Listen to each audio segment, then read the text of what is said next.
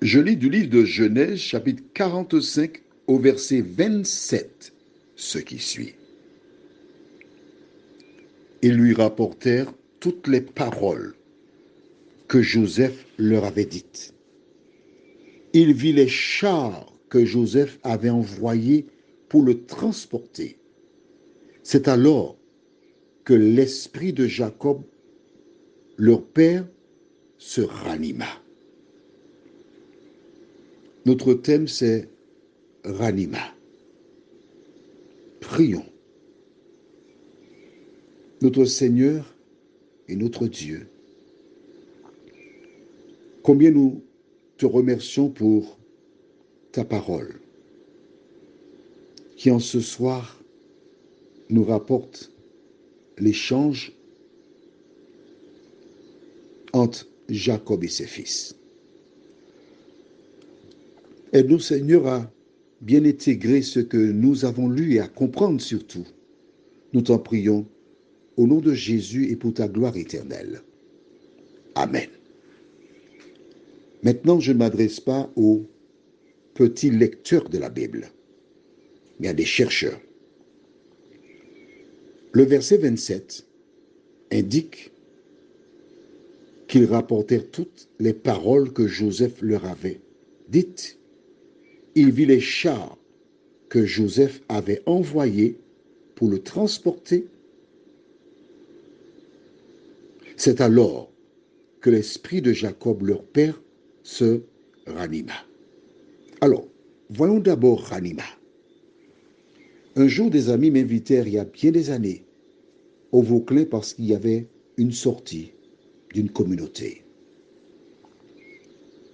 Et là, il y a une femme qui était dans l'eau et qui a eu un malaise qui est tombé. Elle était sur le point de se noyer. Et une infirmière qui était présente, une parente qui est calme, posée, s'est assise sur la dame. Avec des mouvements, elle a commencé à taper, faire rentrer de l'eau, tandis que l'hélicoptère était en chemin. Elle a fait tout ce qu'elle pouvait pour ranimer cette personne qui était sur le point de mourir.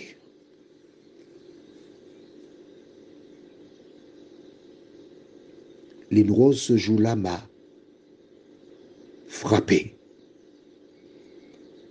Et j'ai gardé cette image. Je n'ai jamais oublié. Je sais ce que cela veut dire, faire des efforts pour ranimer quelqu'un. La Bible dit que c'est lorsqu'il regarda le char, regarde bien parce que ce n'est pas n'importe quel char. Le verset 27, il vit les chars que Joseph avait envoyés. L'auteur, celui qui a rédigé l'histoire, pense que vu la beauté des chars, ses fils n'avaient pas d'argent pour acheter un tel char, de tels chevaux. Mais je voudrais te dire que ce ne sont pas ces choses qui ont ranimé Jacob,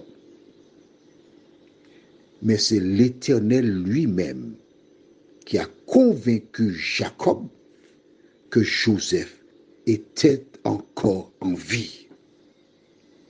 L'Éternel qui a parlé à son cœur. Maintenant, je te pose une question. En voyant la tunique, le sang,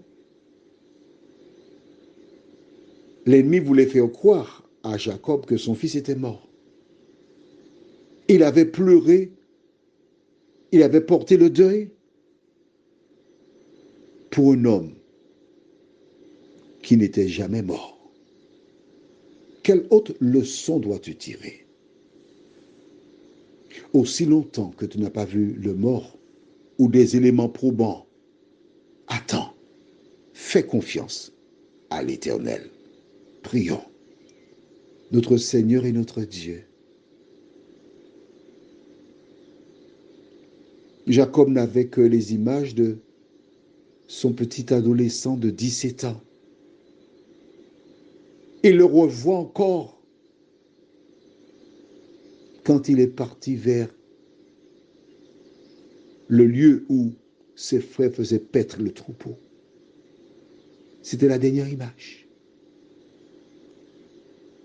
Il y a maintenant 22 ans qu'il n'a pas vu Joseph. 22 ans. Il a 39 ans. C'est un homme. Qu'est-il devenu? Ces questions et d'autres se bousculaient dans le cerveau de Jacob. Seigneur, aide-nous à travers cette histoire à nous rappeler que tu as un plan pour chacun. C'est pour nous donner un avenir et de l'espérance. Merci pour ta parole au nom de Jésus, pour ta gloire éternelle. Amen. Je te souhaite une bonne nuit.